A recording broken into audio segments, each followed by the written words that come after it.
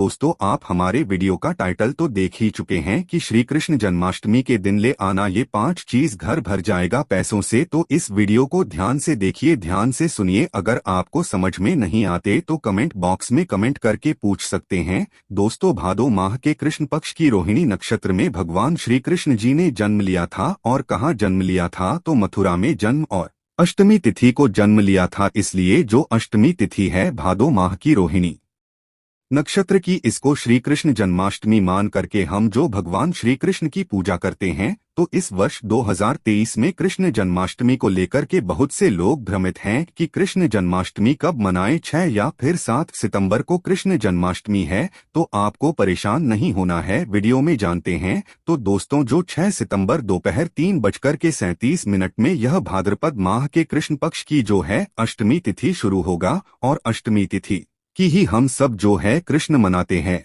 और इसकी जो समाप्ति रहेंगे दोस्तों 7 सितंबर को 4:14 में। तो 6 या फिर 7 सितंबर को कृष्ण जन्माष्टमी मनाए तो जीतने भी गृहस्थ साधक है। जैसे कि हम सभी लोग जीतने भी गृहस्थ साधक है। 6 सितंबर को इस वर्ष 2023 में कृष्ण जन्माष्टमी मनाएंगे। और जो साधु संत सन्यासी वैष्णव संप्रदाय के लोग हैं, साधु संत हैं, सन्यासी हैं, ऐसे लोग 7 सितंबर को कृष्ण जन्माष्टमी मनाएंगे। क्योंकि दोस्तों, रोहिणी नक्षत्र जो 6 सितंबर को ही है, रोहिणी नक्षत्र जब लगे तब हम सब जो है कृष्ण जन्माष्टमी मनाते हैं। और पूजा करने का जो शुभ समय रहेगा दोस्तों, वो भी मैं आप लोगों को थोड़ा सा बता दूं कि आप कितने समय पूजा कर सकते हैं कृष्ण जन्माष्टमी के दिन। तो दोस्तों, रात्रि 11:57 में जो पूजा करने का शुभ मुहूर्त शुरू होगा, जिसकी समाप्ति तिथि रहेंगे 12:42 अर्थात 46 मिनट का आपको कुल समय रहेंगे। इस समय आप जो पूजा करते हैं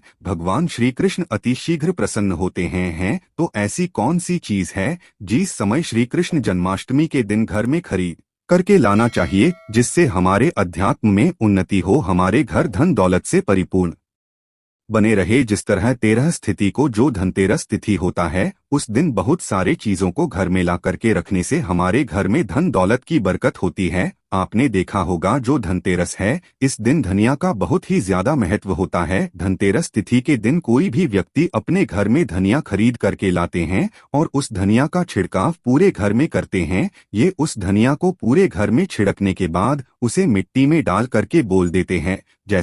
जैसे उस धनिया को खाना शुरू करते हैं तो व्यक्ति की आध्यात्मिक उन्नति होना शुरू हो जाते हैं।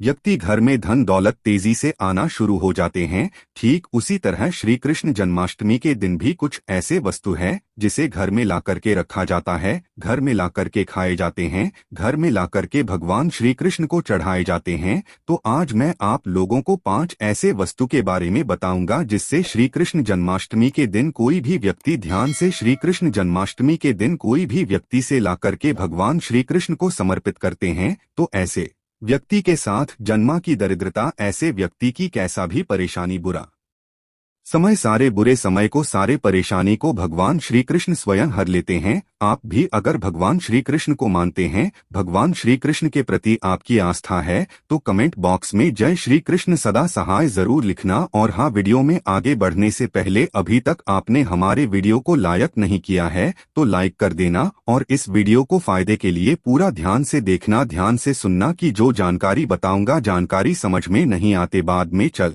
करके आपको समझ में नहीं आएंगे, तो इस जानकारी को किसी पेन कॉपी में नोट करके लिख लेना, बाद में चल करके यह जानकारी आपको आगे काम आएंगे। तो श्री कृष्ण जन्माष्टमी के दिन कौन सी ऐसी चीज है जिससे हमें घर में ला करके रखना चाहिए, जिससे भगवान श्री कृष्ण की कृपा प्राप्त हो। भगवान श्री कृष्ण को संसार के धन का धनपति कहा जाता है। जी हाँ मित्रों, जो धन देने का अधिकार केवल लक्ष्मी माता को है, परंतु किसके भाग्य में किसे कितना धन देना है, यह अधिकार भगवान श्री विष्णु जी को है। और विष्णु जी ही भगवान श्री कृष्ण के स्वरूप है। भगवान श्री कृष्ण आज भी जागृत अवस्था में आपने देखा होगा पुरी में भगवान श्री कृष्ण के हृदय रखे गए हैं। जो जगन्नाथपुरी है उसमें भगवान श्री कृष्ण के हृदय रखे गए हैं। भगवान श्री कृष्ण आज भी जागृत अवस्था में हैं, जागृत रूप में हैं। और आपने देखा होगा वृंदावन में जो नंदनवन है वहाँ पे भगवान श्री कृष्ण आज भी रास रचाते हैं। तो इस वीडियो को ध्यान से देखिए। जन्माष्टमी के दिन ये चीज आप जो अपने घर में जरूर लाइए, बिल्कुल ही आपके घर भी धन दौलत से परिपूर्ण बनेंगे। आपके जीवन में चली परेशानी को इस चीज को लाने के बाद समाप्त हो जाएंगे। किस चीज का अपना अलग ही महत्व है। इस चीज को लाने से पहले सर्वप्रथम आपको अपने घर को साधे साफ पानी से धो लेना है। फिर आपको अपने घर को एक बार गंगाजल से पूरी तरीके से छींटे मार देना है, अपने घर को पवित्र करना है। फिर इस वस्तु को आपको ला करके भगवान श्री कृष्ण को समर्पित करना है। तो आपको लाना क्या है? पहला वस्तु है मित्रों वो है शहद। जी हाँ, जो शहद है यह भगवान श्री कृष्ण को अत्यंत प्रिय है। ध्यान से सुनिए, भगवान श्री कृष्ण को अत्यंत प्रिय है शहद। शहद जो है देवी देवताओं को भोग के रूप में लगाते हैं। आपने देखा होगा जो शहद है यह वास्तु दोष को भी दूर करते हैं।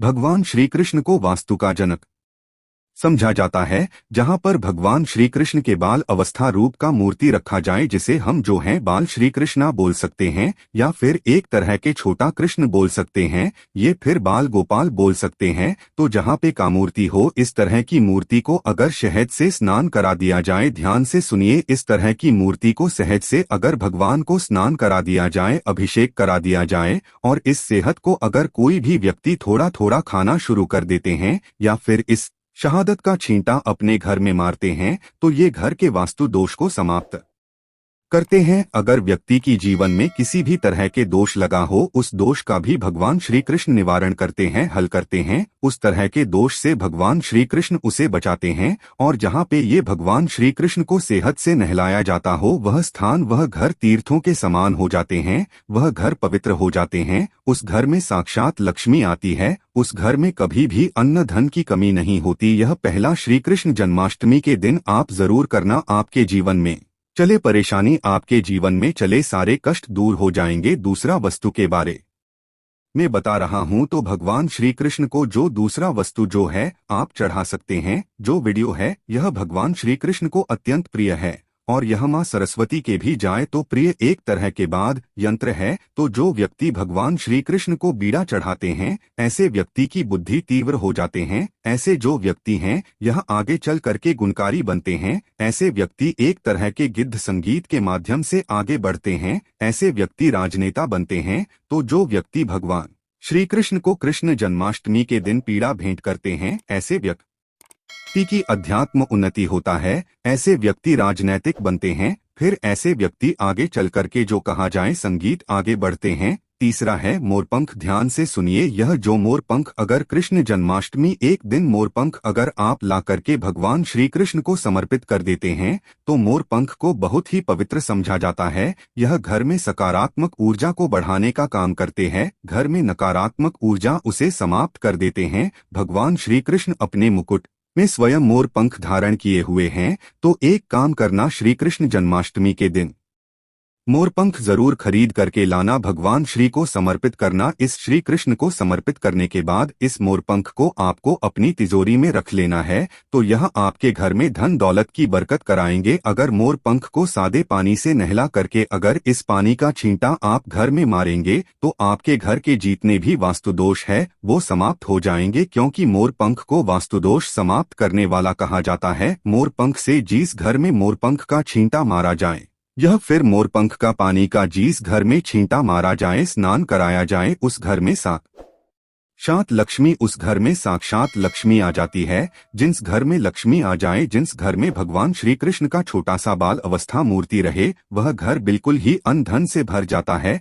चौथी वस्तु बता रहा हूँ, जैसे श्री कृष्ण जन्माष्टमी के दिन जरूर लाना चाहिए, तो हमारे धर्मशास्त्र में भी बोला जाता है। जो चौथी वस्तु बताऊंगा इसके बारे में हमारे धर्मशास्त्र में भी बोला जाता है कि कोई भी व्यक्ति अगर कदम के फूल भगवान श्री कृष्ण को ला करके श्री कृष्ण जन्माष्टमी के दिन समर्पित करते हैं, तो ऐसे व्यक्ति के जन्म जन्मांतर के ऐसे व्यक्ति के जीवन में चेहरे परेशानी समाप्त हो जाती है। क्योंकि भगवान श्री कृष्ण ने स्वयं कदम के वृक्ष पर बैठकर के बांसुरी बजाए थे, और कदम के वृक्ष की बहुत ही उत्तम वृक्षा समझा जाता है। चाहते तो भगवान श्री कृष्ण पीपल के वृक्ष में भी बैठकर के बांसुरी बजा सकते थे, परंतु उसने ऐसा नहीं किया। क्योंकि कदम वृक्ष को भगवान श्री कृष्ण का आशीर्वाद प्राप्त है। जो कदम वृक्षा है यह लोगों के दुख तकलीफ को भी निवारण कर सकते हैं। और ऐसा समझा जाता है कदम वृक्ष पर अगर कोई भी व्यक्ति कामना बोलते हुए किसी भी बुधवार के दिन अगर जो हरा कलर का धागे होते हैं यह बांधा जाए तो सभी तरह के मनोरथ की पूर्ति होता है। सभी तरह की जो परेशानी बोलते हुए बांधे तो उसका निवारण होता है।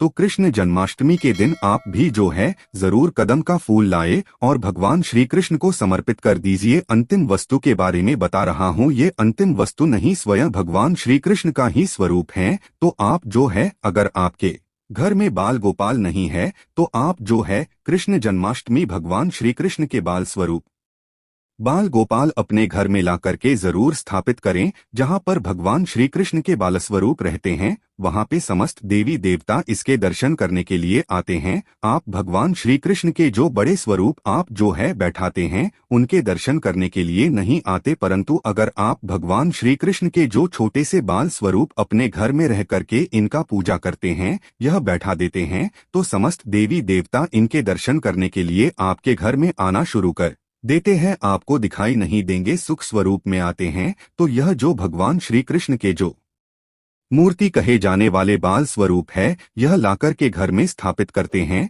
तो आपके अध्यात्म उन्नति होगा, आपके जीवन में सारे परेशानी का निवारण होगा। काम करना भगवान श्री कृष्ण के जो छोटे से आप मूर्ति लाएंगे, बाजार से जो बाल गोपाल लाएंगे, इससे डेली के दिन डेली जो है गंगा जल में थोड़ा सा स्नान करा देना या फिर सादे पानी से स्नान करा देना और इसके स्नान किए हुए जो पानी है इसके छींटे पूरे घर में मारते तो आपके घर में नकारात्मक शक्ति वो समाप्त हो जाएंगे। आपके घर में किसी ने तंत्र बाधा, बुरी नजर, बुरी शक्ति समाप्त हो जाएंगे। आपके घर में लक्ष्मी का बंधन होगा जिसके कारण लक्ष्मी आना रुक चुकी हैं। आपके जीवन में धन का भाव हो रहा है, कर्जे का भार बढ़ चुका है, तो भगवान श्री कृष्ण को नहलाएंगे जो पानी यह पीना शुरू कर दीजिए। इस पानी के पूरे घर में छींटा मारी है, आपके घर कुछ दिनों के भीतर में धन वैभव से परिपूर्ण बन जाएंगे। और देखते ही देखते आप अपने घरों के आसपास में रहने वाले जो पड़ोस है, घर के आसपास में रहने वाले जो लोग हैं उससे ज्यादा धनवान बनना शुरू हो जाएंगे। उससे जल्दी आप जो तरक्की पाना शुरू कर देंगे।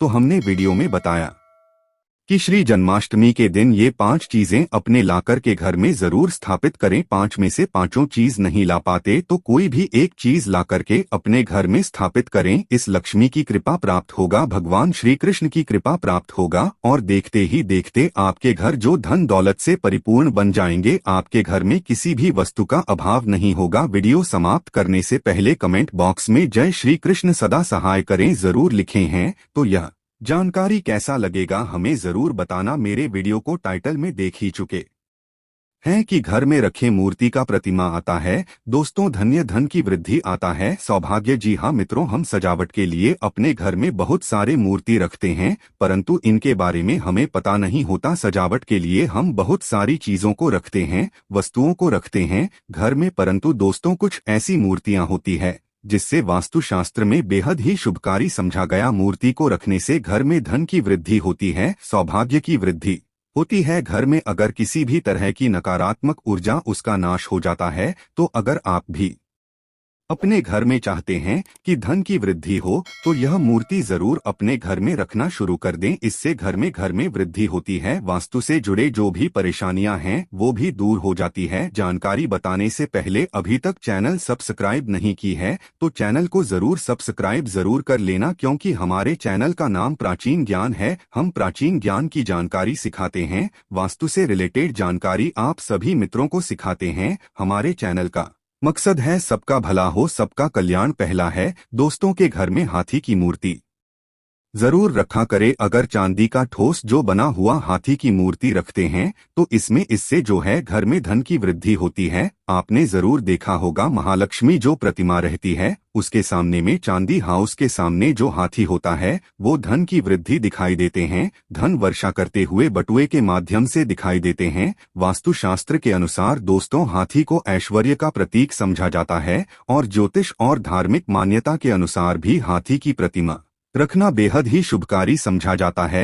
हाथी की मूर्ति हो सके तो पीतल या चांदी की जरूर रखा करें और इसे शयन कक्ष में रखने से धन की वृद्धि होती है। शयन कक्ष में रखने से अगर राहु से संबंधित जो भी परेशानियां हैं, जो भी दोष है, वह दूर हो जाती है। दूसरा है हंस। जी हाँ दोस्तों, जो हंस होता है ना, इसे जोड़े रूप में करना चाहिए। अगर वैवाहिक जीवन में परेशानियां आ रही है तो अपने शयन कक्ष में हंस के जोड़े रखने से व्यावहारिक परेशानियां दूर हो जाती है और इससे आर्थिक लाभ भी प्राप्त होता है, धन की वृद्धि होता है। तीसरा है कछुए की मूर्ति। वास्तु के अनुसार, वास्तुशास्त्र के अनुसार कछुआ रखने से घर में धन की वृद्धि होती है। धार्मिक मान्यता के अनुसार दोस्तों, कछुआ जो होता है भगवान विष्णु का रूप समझा जाता है। जिससे स्थान पर कछुआ होता है वहां मां लक्ष्मी का पास भी होती है। जहां पर भगवान वहां पर मां लक्ष्मी खींचे चले आते हैं। तो धन वृद्धि करने के लिए आप जो है पूर्व और उत्तर दिशा में कछुए की स्थापना अपने घर में जरूर करें, परंतु इस बात का विशेष ध्यान रखना कि कछुआ अंदर की ओर आता हुआ देखना चाहिए, क्योंकि अंदर की ओर आता हुआ दिखाई देंगे तो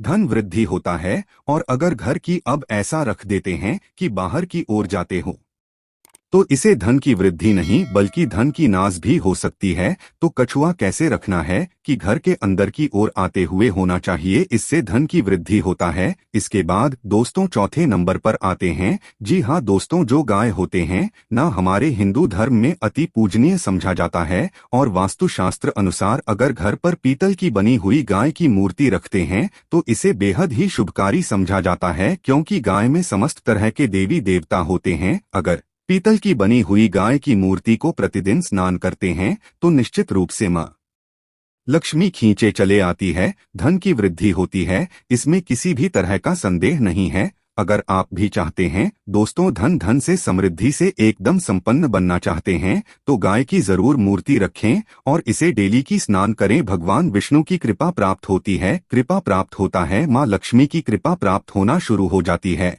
और आप हर तरह से धन से संपन्न बन जाएंगे। तो ये छोटे छोटे उपाय को जरूर करें। किस्मत को आजमाने के लिए स्वयं भगवान कृष्ण ने कदम के वृक्ष पर बैठ कदम के पवित्र वृक्ष समझा जाता है और शास्त्रों के अनुसार इसे देव वृक्ष की तुलना मां गंगा नदी से किया है। जिस तरह देवी गंगा अपने भक्तों का पाप हर लेती है, दुख हर लेती है, दोस्तों ठीक उसी तरह यह वृक्ष अपने शक्ति के प्रभाव से जिसके भी पास में रहता है उसका दुख दरिद्रता का नामो निशान तक मिटा देता है, उस व्यक्ति को धन वैभव से बना देता है। तो आइए जानते हैं इस वृक्ष से कैसे धन प्राप्त किया जा सकता है। मित्रों, जानकारी बताने से पहले आप सभी से छोटा सा निवेदन है, छोटा सा अनुग्रह है। चैनल अभी तक सब्सक्राइब नहीं किया तो चैनल को सब्सक्राइब जरूर कर लेना। हमारे चैनल में इस तरह के ज्ञानवर्धक जानकारी आप सभी मित्रों को सिखाए जाते हैं, बताए जाते हैं। तो आज भी इस वृक्ष पर भगवान श्री कृष्ण की दिव्यांश स्वयं बैठा हुआ होता है। ऐसा वृक्ष, ऐसा इस वृक्ष को भगवान श्री कृष्ण का आशीर्वाद, क्योंकि इस वृक्ष पर बैठने के कारण बैठकर के बांसुरी